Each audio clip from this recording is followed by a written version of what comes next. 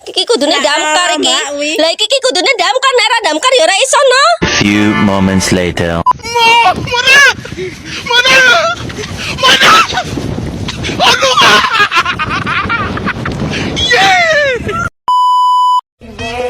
Just a feeling that I want it behind because it's something that is just on my mind. I guess it goes that. Salah.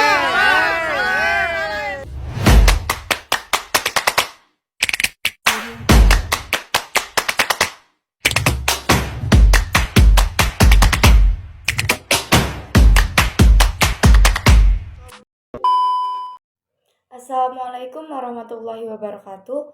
Perkenalkan, nama saya Imerta Azara Jannah dengan NPM 2311080052, kelas 2A, Bimbingan Konseling Pendidikan Islam, Fakultas Tarbiyah dan Keguruan, UIN Raden Intan Lampung. Di sini saya akan menjelaskan sedikit materi tentang krisis dan bencana lingkungan hidup global. Materi yang pertama yaitu akar krisis dan bencana lingkungan hidup global. Asoni Karaf mengatakan krisis dan bencana lingkungan hidup global dewasa ini sesungguhnya disebabkan oleh karena kesalahan paradigma antroposentrisme yang memandang manusia sebagai pusat dari segala sesuatu. Sebaliknya, alam semesta dianggap sebagai tidak mempunyai nilai intrinsik dalam dirinya sendiri, selain nilai instrumental ekonomis bagi kepentingan ekonomi manusia. Paradigma antroposentrisme inilah yang melahirkan perilaku eksploitatif eksesif yang merusak alam sebagai komoditas ekonomi dan alat pemuas kepentingan manusia. Solusi yang ditawarkan sejalan dengan itu adalah perubahan radikal paradigma kita dari antroposentrisme menjadi biosentrisme atau bahkan ekosentrisme yang memandang alam sebagai sama pentingnya karena mempunyai nilai intrinsik pada dirinya sendiri. Justru ada pada kehidupan di dalamnya.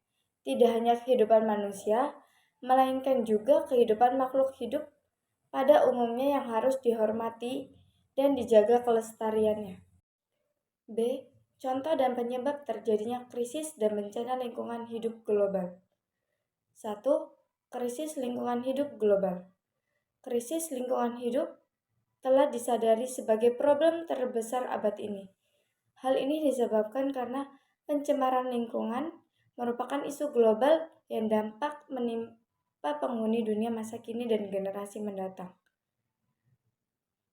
Krisis lingkungan hidup merupakan masalah yang semakin kompleks dan serius yang dihadapi oleh seluruh umat manusia di era modern ini. Tahun 2007 hingga 2008 menjadi titik berat dan signifikan dalam mengarungi perekonomian di dunia. Kita melihat terjadi krisis bahan bakar minyak hingga krisis pangan yang saat itu melanda ekonomi dunia. Kemudian menyebabkan timbulnya krisis finansial yang begitu terasa dan kemungkinan akan terasa dampaknya hingga saat ini. Krisis finansial tersebut datangnya dari negara bagian Amerika Serikat yang disebut sebagai kekuatan ekonomi nomor 1 di dunia saat ini. Dampaknya mengakibatkan pengaruh di berbagai aspek, serta mempengaruhi banyak negara, salah satunya Indonesia. Krisis keuangan yang terjadi di Amerika Serikat diakibatkan oleh kesalahan yang bersumber dari pengambilan kebijakan ekonomi yang tidak tepat atau dalam bahasa arsitek dapat disebut sebagai dalam sistem failure. 2. Bencana lingkungan hidup global. Banyaknya bencana alam yang kita temui sekarang ini seperti banjir, tanah longsor, kebakaran hutan, suhu bumi yang semakin memanas, atau menipisnya lapisan ozon, kekeringan, pencemaran air, bahkan sampai tingkat pencemaran udara. Hal ini merupakan sebuah bukti nyata bahwa alam ini telah mengalami kerusakan dari berbagai sisinya. Bumi yang dulunya sangat bersahabat dengan manusia, namun sekarang telah berubah menjadi suatu ancaman yang sangat serius bagi kehidupan manusia. C. Penyelesaian terhadap Krisis dan bencana lingkungan hidup global. Cara penanggulangan terhadap krisis dan bencana lingkungan hidup dengan memberikan pendidikan lingkungan sesuai dengan karakteristik perilaku individu dan masyarakat dalam masyarakat modern. Selanjutnya, yang hampir selalu menciptakan resiko bustan. Pendidikan lingkungan perlu diarahkan kepada tindakan-tindakan strategis berikut. Pertama, fasilitas untuk penyadaran kepada para warga bahwa persepsi dan sikap yang mereka miliki serta tindakan atau perilaku yang selama ini mereka terapkan terhadap lingkungan, hidup, dan bersumber daya alam, baik pada level individual maupun kolektif, mungkin telah turut menyumbang kepada pencipta kerusakan dan bencana lingkungan berskala global atau pemanasan global, perubahan iklim, dan seterusnya. Yang kedua, kampanye publik atau public campaign yang kontinu untuk membangkitkan pemahaman, kesadaran, dan sikap reflektif para warga bahwa lingkungan hidup global sebenarnya tengah mengalami krisis.